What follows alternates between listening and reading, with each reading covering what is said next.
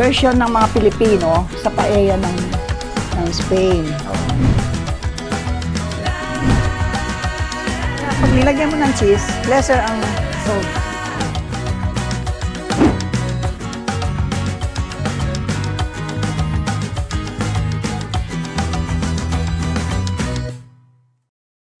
Happy New Year mga kakusina! Ang bilis ng panahon, 2023 na. Ang wish ko sa inyo ay sana maging malusog kayo, sana ay maraming swerte, maraming blessings, at maraming pagkain na lulutuin. Ang gagawin po natin ngayon ay request ng isa sa mga kakusina natin sapagkat medyo malamig-lamig ang panahon, so kailangan natin mainit na sabaw. Ito pong gagawin natin ay napakasimple, napaka-practical. Ito ay ang sopas. Mga ingredients natin, meron tayong breast chicken na boiled na, meron tayong patatas at saka carrots, sibuyas, pasta noodle, broth, at saka celery, salt and pepper. Ang gagawin natin ay napakasimple lang. Pakulo natin lahat-lahat. Tapos at saka natin timing-timingan. Pakanta-kanta na kayo sa kusina. Luto na itong ating sopas ni Atsing Lilian. Start na po tayo. Lalagay ko yung ating broth. Chicken broth.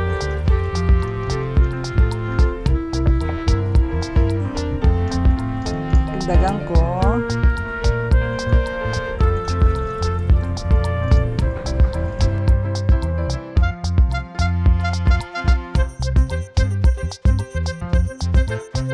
Ito, kumukulo na ang ating broth. So, ilalagay ko na ang ating pasta noodle.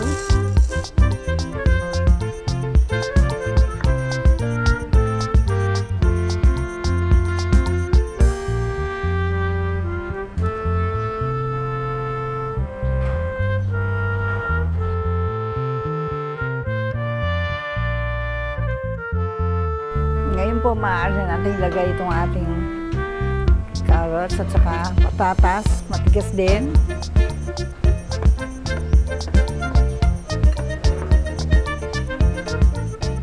Pagpatuloy lang po siyang pakulo.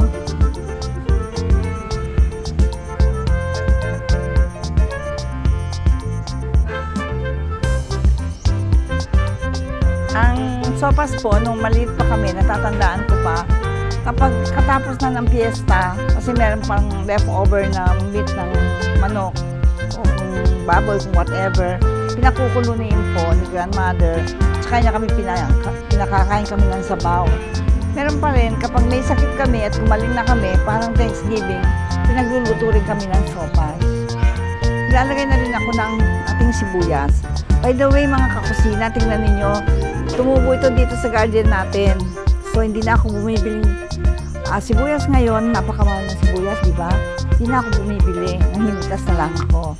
Kung sana malapit lang kayo sa akin, mabibigyan ko kayo.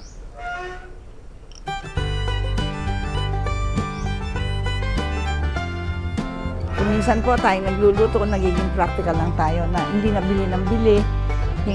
Pwede naman tayo magtanim, magpagod o maghingi. Ito po yung ating manok, ilalagay ko na rin para malumambot siya. Lagay ko na rin ito hindi nakakat.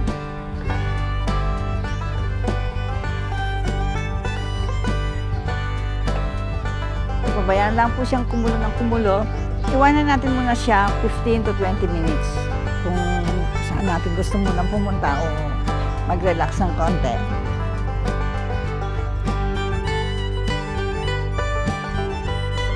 Lagyan na po natin ng asin, to taste. Konting paminta. Konti lang po.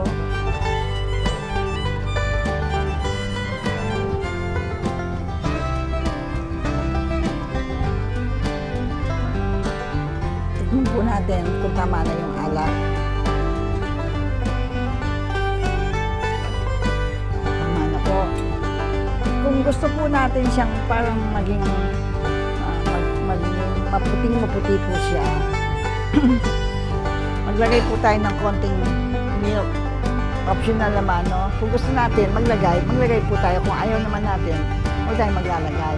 Kami po nung maliit kami, naglalagay po sila gatas ng Carabao kasi kulang po yung broth namin.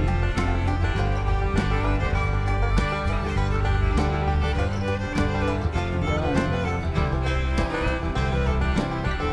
Depende po sa inyo kung ilan ang gusto niyo nilagay para maganda po ang itsura niya.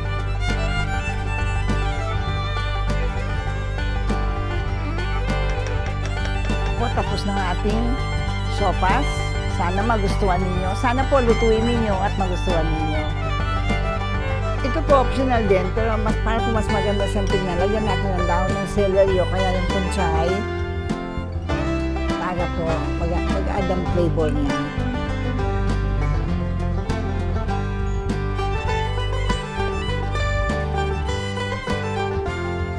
Ayan, very appetizing ng itsura. Oh.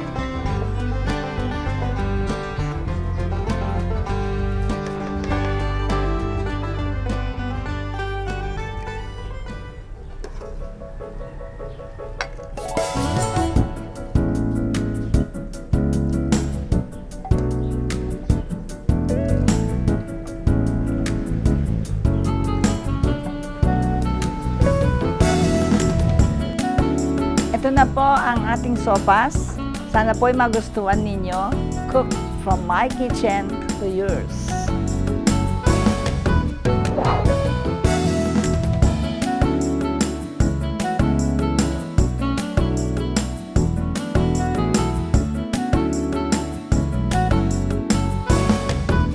Mga kakusina, don't forget to like, subscribe, share, and click the notification bell for more recipes.